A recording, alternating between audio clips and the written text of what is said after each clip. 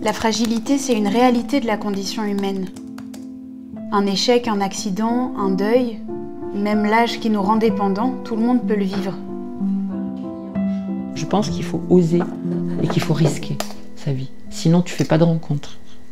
J'ai été famille d'accueil, j'ai eu des étudiantes chez moi, j'ai eu des gens en galère, j'ai eu... Ouais, ma vie est faite de vraiment beaucoup de chouettes rencontres. Et quand on accepte ça, on accède aussi à des relations simples et vraies qui sont dépouillées du masque social qui voudrait nous compartimenter.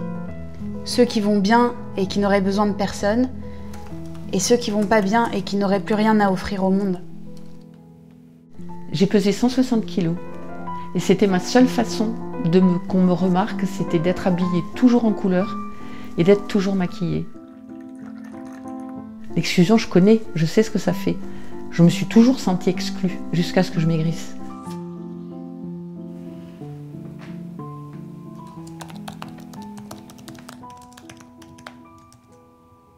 On a connu ici le grand drame de perdre un enfant.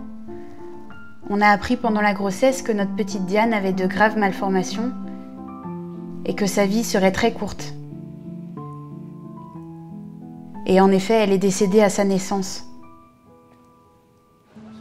Mais vivre cette grossesse très particulière ici, ça a été bouleversant. Les personnes accueillies ont été très touchées par l'histoire de Diane et nous ont témoigné à leur tour de leur amitié, de leur affection, avec une compassion simple et authentique. Ici, au village de François, on a vraiment vu que même dans la vie la plus blessée, il y a une lumière étonnante qui peut jaillir et qui rend la valeur d'une vie humaine inestimable.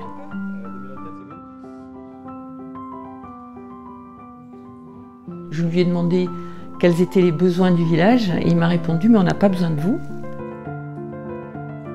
Par contre, on a besoin de ce que vous êtes et pas de ce que vous faites ». Et ça, moi, ça m'a beaucoup touchée. Et c'est vrai qu'ici, on peut vivre ce que l'on est. Voilà. Le village de François, c'est un lieu où on est dans la vérité simple des relations humaines. Des relations vraies, sans faux semblants, sans chichi. C'est ce que j'aime ici. C'est qu'il n'y a pas celui qui sait, celui qui ne sait pas. On est tous au même niveau. On a tous à s'apporter quelque chose. Mais si on est vraiment la conviction.